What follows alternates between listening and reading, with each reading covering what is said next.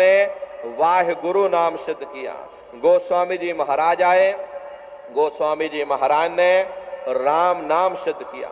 मीराबाई आई, मीराबाई ने गिरधर नाम सिद्ध किया। सूरदास जी महाराज आए, सूरदास जी महाराज ने श्याम नाम सिद्ध किया। इसी तरह से हमारे गुरु महाराज जय गुरुदेव नाम सिद्ध करके गए। जय गुरुदेव नाम का जहाज लगाकर गए। अगर इस जहाज पर सारी दुनिया बैठेगी, ये जहाज सारी दुनिया को पार करेगा। नए जीवों के लिए नामदान को और सरल से सरल किया गया, वरना बहुत से पुराने पुराने प्रेमी हैं और अगर उनसे ये पूछा जाए कि भाई जरा नाम रूप स्थान गाजे बाजे बता दो, तो वो तक भूल जाते हैं। अब इतने पुराने हो करके आज तक नाम रूप स्थान गाजे बाजे याद नहीं कर पाए। इसीलिए नए जीवों के लिए नामदान को और सरल से सरल किया गया। ये रास्ता नए जीवों के लिए है। पुराने सत्संगी प्रेमी भाई बहन जो हैं, जैसे गुरु महाराज ने उनको बताया है, वो लोग उसी तरह से करेंगे। लेकिन ये नया रास्ता नए जीवों के लिए है। एक है साध है सब सद है, सब साध है सब जाए। पहले अपने गुरु की उंगली पकड़ लो, क्योंकि गुरु तुम्हारा सच्चा रहबर है। गुरु बिन भव निज तरह न कोई, बगैर गुरु के तुम्हारी ये जीवात्मा इस भव सागर से पार नहीं जा सकती। गुरु गोविंद दो खड़े काके लागू पाई, बलिहारी गुरु आपने जिन गोविंद दियो बताई। महिमा उन्हीं की है जिन्होंने उस गोविंद को लखा दिया। इस संसार में हमारे तीन तरह के गुरु होते हैं। पहले गुरु हमारे ये माता पिता होते हैं, जो हमें जन्म देते हैं, हमारा पालन पोषण करते, बचपन से हमारे अंदर संस्कार डालते हैं। ये माता पिता हमारे पहले गुरु होते हैं। दूसरे गुरु हमारे शिक्षक होते हैं, जो हमें स्कूलों में कॉलेजों में हमें जो भौतिक ज्ञान देते हैं, ये हमारे दूसरे गुरु होते हैं। और तीसरे हमारे आध्यात्मिक गुरु होते, जो हमारी जीवात्मा को इस भव सागर से पार ले जाते हैं। इसीलिए कहा गया है, गुरुर ब्रह्मा गुरुर विष्णु गुरुर्देवो महेश्वरः गुरुर साक्षात पर ब्रह्म तस्मै श्री गुरुवे नमः। तीन लोक नौ खंड में गुरु से बड़ा न कोई, करता करे न कर सके, गुरु करे सो होए। इसलिए प्रेमी भाई बहनों, साधना करने से पहले जय गुरुदेव नाम का सुमरन सभी नए प्रेमी भाई बहन करिएगा। और सुमरन करने के बाद में फिर आप लोग ध्यान पर बैठिएगा। दूसरा है ध्यान, और ध्यान कहते हैं दृष्टि को एकाग्र करना। तो कैसे आप लोग ध्यान करोगे, जरा अच्छी तरह से समझ लीजिए। अच्छी तरह से समझ लोगे तभी घर पर बैठ करके कर पाओगे। तो कैसे ध्यान करना है, जरा अच्छी तरह से समझ लो। अपने अपने घरों में पलथी मार करके बैठिएगा। शरीर को टाइट मत करना।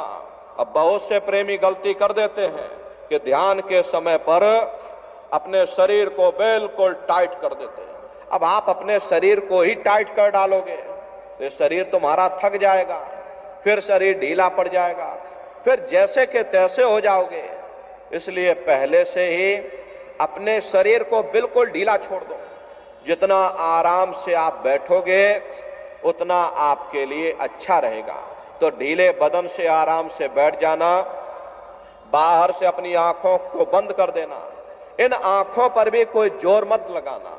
बहुत से प्रेमी ये गलती करते हैं कि ध्यान के समय पर अपनी आंखों पर जोर लगाते हैं और जोर लगा करके अंतर में देखने की कोशिश करते हैं। यदि आप अपनी बाहरी आंखों पर जोर डालोगे, दबाव डालोगे, तो आंखों की पुतलियों में दर्द होगा और फिर आप अपनी बाहरी आंखों को खोल दोगे। इसलिए अपनी आंखों को बिल्कुल ढीला छोड़ दो। आंखों पर कोई दबाव मत दो। जैसे सोते समय धीरे से आंख को बंद करते हो, ऐसे धीरे से आंख को बंद कर लेना। अंतर में सामने देखिएगा तो सामने आपको अंधेरा दिखाई पड़ेगा। बस उसी अंधेरे में एक जगह पर आप अपनी दृष्टि को रोकिएगा। होशियारी यही रहे कि आंखों की पुतलियां हिलने ना पाए। शुरुआती समय में ये आंखों की पुतलियां अंदर अंदर हिलेंगी, लेकिन जब आप अभ्यास करोगे, करत करत अभ्यास ते जड़ मत होत सुजान, जब अभ्यास करते रहोगे तो आंखों की पुतलियां हिलना बंद हो जाएंगी। तो दूर सामने अंधेरे में एक जगह पर आप अपनी दृष्टि को रोकिएगा या उस अंधेरे को ही लगातार देखते रहो। दृष्टि अपने आप अंधेरे में रुक जाएगी। उस समय किसी के बारे में सोचना नहीं, किसी के बारे में विचार मत करिएगा। ये विचार करने की आदत हमारे अंदर पहले से पड़ी हुई है। हम किसी भी व्यक्ति को देखते हैं, देखने से पहले ही हम उसके बारे में तरह तरह के विचार करने लग जाते हैं। रात को सोते समय भी हम कुछ ना कुछ विचार करते ही रहते हैं। आदत हमारी पड़ी हुई है। या तो हम भविष्य के बारे में सोचेंगे या हम अपने बीते हुए कल के बारे में सोचेंगे। प्रेमी भाई बहनों, ध्यान के समय पर न आपको भविष्य के बारे में सोचना है, न आपको अपने अतीत के बारे में सोचना है। आपको वर्तमान में जीना है। वर्तमान में जीने का नाम ही ध्यान है। तो एक टक हो करके बस सामने उस अंधेरे को लगातार देखते रहना। किसी के बारे में सोचना नहीं, किसी के बारे में विचार मत करिएगा, शरीर को हिलाना नहीं। सुन्न हो करके, शांत चित्त हो करके, एक टक हो करके बस सामने उस अंधेरे को लगातार देखते रहो। देखते देखते देखते देखते एक समय ऐसा आएगा कि आपकी दृष्टि अंधेरे में रुक जाएगी। और जैसे ही आपकी दृष्टि अंधेरे में रुकेगी तो सुई की नोक के बराबर काले में भी काला बिंदु, बड़ा चमकीला बिंदु होगा, तारे की तरह चमचम चमचम चमकेगा। वो चमकता हुआ तारे जैसा बिंदु आपको सामने दिखाई पड़ेगा। और जब वो चमकता हुआ बिंदु सामने दिखाई पड़ जाए तब आप अपनी दृष्टि को उस बिंदु पर एकाग्र कर देना। जब आप अपनी दृष्टि उस चमकते हुए बिंदु पर टिका दोगे तो बिंदु के चारों तरफ से बड़ा भारी प्रकाश निकलेगा। चक्र की तरह से बहुरंगी प्रकाश होगा। वो प्रकाश धीरे धीरे बड़ा होता चला जाएगा। साधक इतना मोहित हो जाता है कि बिंदु को तो छोड़ देता और दाएं बाएं प्रकाश को देखने में लग जाता है। और जब दाएं बाएं प्रकाश को देखने में लग जाओगे, क्योंकि प्रकाश उस बिंदु से निकल रहा और आपने बिंदु को छोड़ दिया, प्रकाश को देखने में लग गए, तो प्रकाश भी गायब हो जाएगा, वो बिंदु भी गायब हो जाएगा। फिर अंतर में अंधेरा छा जाएगा। फिर आपको उतनी मेहनत करनी पड़ेगी। इसलिए दाएं बाएं बिल्कुल मत देखिएगा। आपका निशाना उस बिंदु पर टिका रहे जिसमें से वो प्रकाश निकल रहा। वही बिंदु दरवाजा है, वही बिंदु खिड़की है। उसी को हरि का द्वार यानी कि हरिद्वार कहा गया। अरे बहुत विशाल वो दरवाजा है, ये संसार उसके सामने कुछ नहीं है। ऐसे तुम लाखों संसार इकट्ठे करके एक साथ दरवाजे के अंदर डाल दो, पता तक नहीं चलेगा। इतना विशाल वो हरि का द्वार तुम्हारे सब के अंदर बना हुआ है। एक छोटे से बीज को लेकर के हम आपसे कहें कि इस बीज के अंदर बहुत बड़ा पेड़ है, तो आप भरोसा नहीं करोगे। लेकिन उस छोटे से बीज को जब आप जमीन में गाड़ दोगे, थोड़ा खाद पानी दोगे, वो बीज अंकुरित हो जाएगा। उसमें से विशाल लताएं भी निकलेंगी, विशाल वृक्ष का रूप भी लेगा, उसमें से फल और फूल भी निकलेंगे। इसी तरह से आप सभी के अंदर सुई की नोक के बराबर तारे की तरह से चमकता हुआ छोटे से छोटा बिंदु है। उस बिंदु के अंदर बड़े बड़े ब्रह्मांड बसे हुए हैं। वो तारे जैसा चमकता हुआ बिंदु आपको सामने दिखाई पड़ेगा। और जब वो बिंदु सामने दिखाई पड़ जाए तब आप अपनी दृष्टि को उस बिंदु पर एकाग्र कर देना। जब आप अपनी दृष्टि उस बिंदु पर एकाग्र कर दोगे तो वही बिंदु दरवाजा है। वो दरवाजा खुल जाएगा, ये शिव नेत्र खुल जाएगा, ये दिव्य दृष्टि आपकी खुल जाएगी और आप दरवाजे के अंदर दाखिल हो जाओगे। एक बार प्रेमी भाई बहनों ये दिव्य दृष्टि खुल जाए, फिर क्या भूत, क्या भविष्य, क्या वर्तमान, कोई भेद आपसे गुप्त नहीं रहेगा। लाखों वर्ष पहले क्या हुआ था, भविष्य में क्या होने वाला है, अरे आप अपने अपने घरों में बैठ करके और ध्यान लगा करके भूत, भविष्य और वर्तमान को देख सकते हो। तो यह है ध्यान करने का तरीका। एक बार फिर से आप लोग समझ लीजिए कैसे आपको ध्यान करना है। फिर 5 मिनट आपको यहीं ध्यान पर बैठाया जाएगा। तो जरा अच्छी तरह से आप लोग समझ लीजिए, अपने अपने घरों में या पलथी मार करके ध्यान के समय बैठिएगा। बाहर से अपनी आंखों को बंद कर लेना, आंखों पर किसी तरह का जोर मत देना। धीरे से आंख को बंद करके और दोनों आंखों के बीचों बीच में जहां पर देवियां बिंदी लगाती हैं, पुरुष जहां पर ये टीका लगाते हैं, दोनों आंखों के मध्य भाग में दूर सामने देखिएगा तो सामने आपको अंधेरा दिखाई पड़ेगा। बस उसी अंधेरे में एक जगह पर आप अपनी दृष्टि को रोकिएगा। होशियारी यही रहे ये आंखों की पुतलियां हिलने ना पाए। शुरुआती समय में ये आंखों की पुतलियां अंदर अंदर हिलेंगी, लेकिन जब आप रोज रोज अभ्यास करते रहोगे तो आंखों की पुतलियां हिलना बंद हो जाएंगी। तो दूर सामने अंधेरे में एक जगह पर आप अपनी दृष्टि को रोकिएगा या उस अंधेरे को ही बराबर देखते रहो। दृष्टि अपने आप अंधेरे में रुक जाएगी। उस समय किसी के बारे में सोचना नहीं, किसी के बारे में विचार मत करना, शरीर को बिल्कुल हिलाना नहीं, शून्य होकर के, शांत चित्त होकर के, एक टक होकर के बस सामने उस अंधेरे को लगातार देखते रहो। देखते देखते देखते देखते एक समय ऐसा आएगा कि आपकी ये दृष्टि उस अंधेरे में रुक जाएगी। और जैसे ही आपकी दृष्टि अंधेरे में रुकेगी तो सुई की नोक के बराबर काले में भी काला बिंदु, तारे की तरह से चमकता हुआ बिंदु आपको सामने दिखाई पड़ेगा। शुरुआती समय में वो बिंदु आएगा, फिर गायब हो जाएगा, फिर आएगा, फिर गायब हो जाएगा, फिर आएगा, फिर गायब हो जाएगा। कभी दाईं तरफ जाएगा, कभी बाईं तरफ जाएगा। लेकिन साधक उस समय पर भ्रमित हो जाता है कि हाय बिंदु कहाँ गायब हो गया।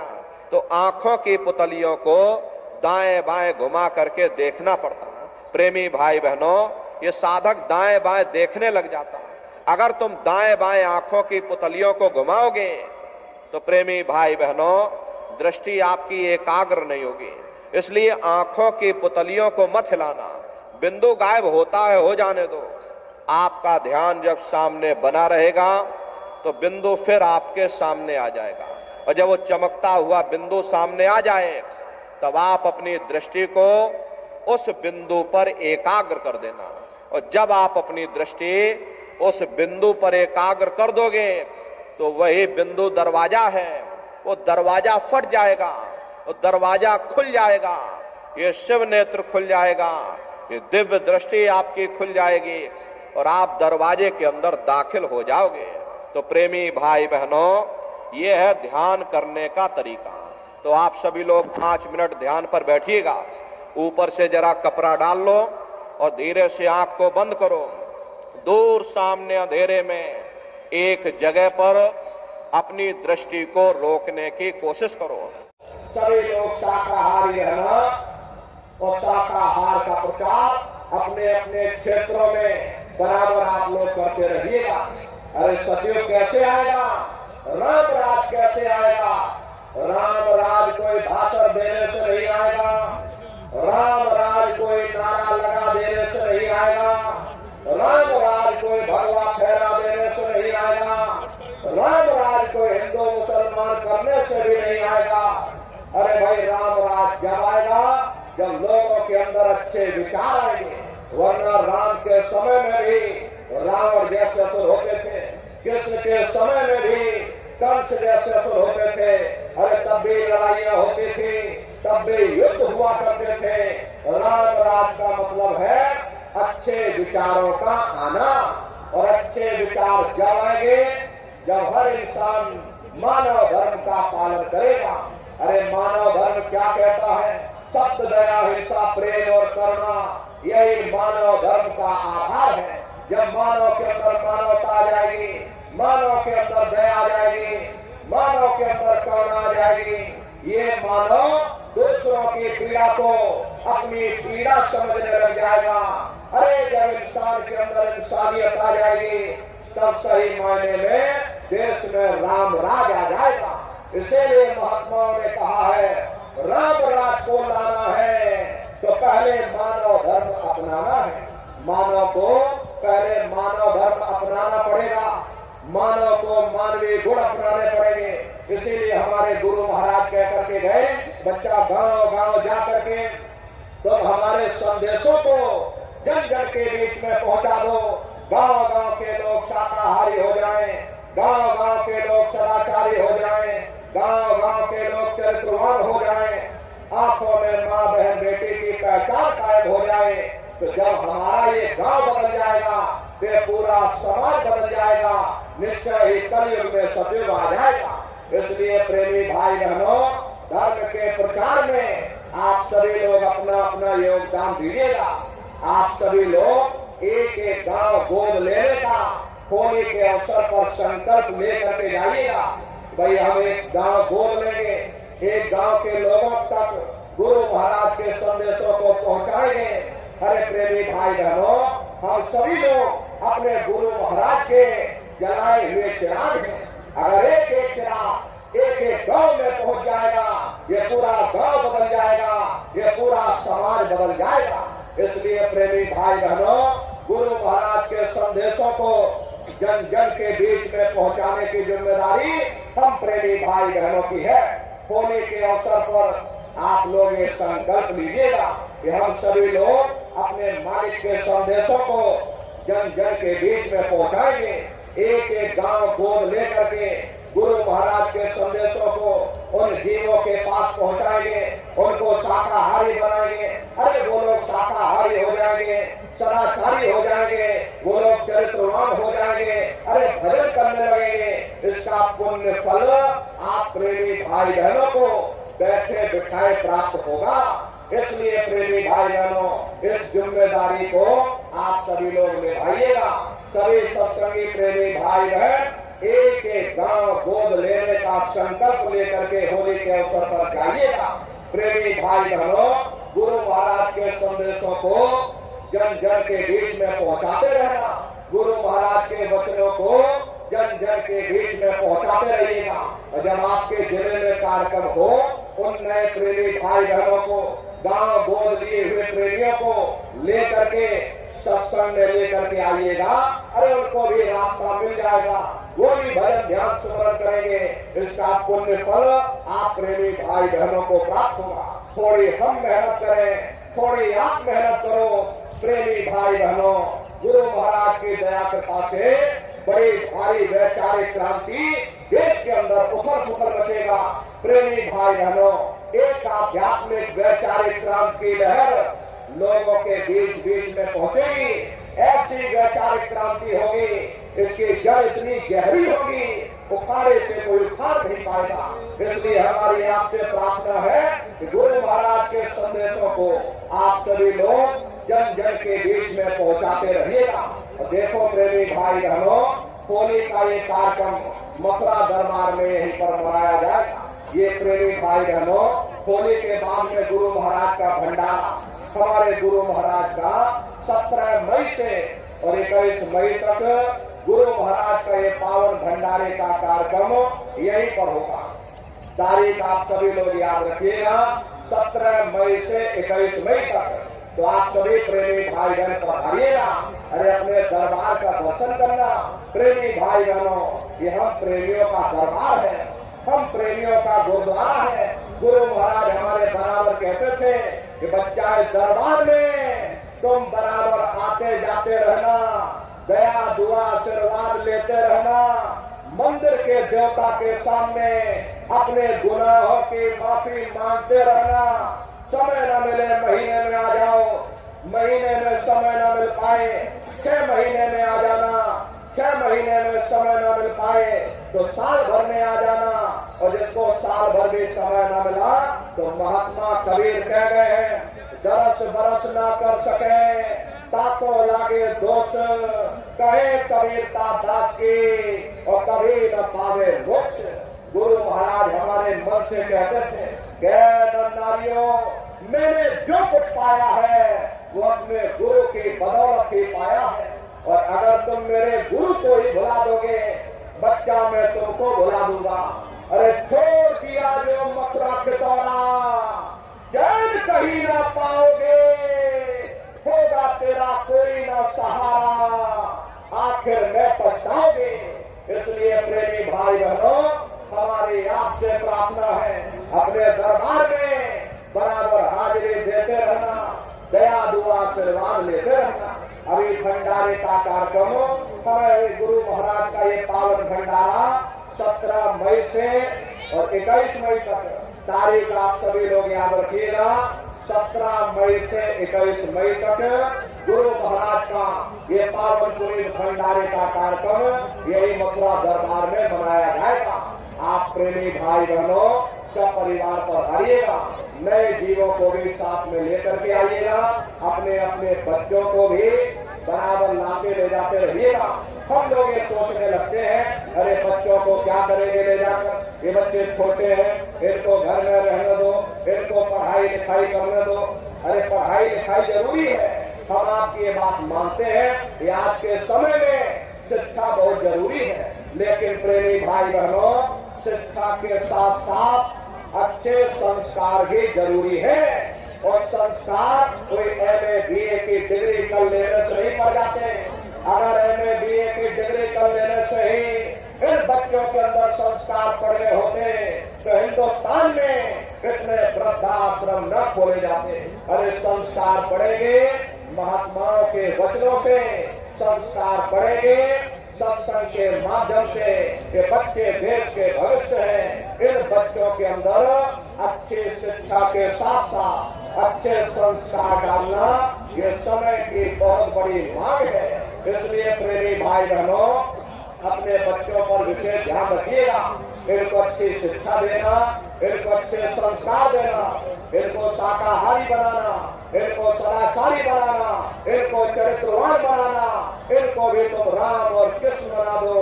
यही बच्चे बड़े होकर के अपने माँ बाप का नाम रोशन करेंगे, गाँव समाज का नाम रोशन करेंगे। इसलिए प्रेमी भाई बहनों अपने अपने बच्चों के साथ, इष्ट परिवार वालों के साथ आप सभी प्रेमी भाई बहन गुरु महाराज के पावन भंडारे के कार्यक्रम में सब परिवार सादर आमंत्रित है। आप लोग पधारिएगा। सुमरन ध्यान और भजन जैसे आपको बताया गया बराबर आप लोग करते रहिएगा। देखो प्रेमी भाई बहनों अभी आप लोग बैठे रहिएगा, एक प्रार्थना छोटी सी होगी,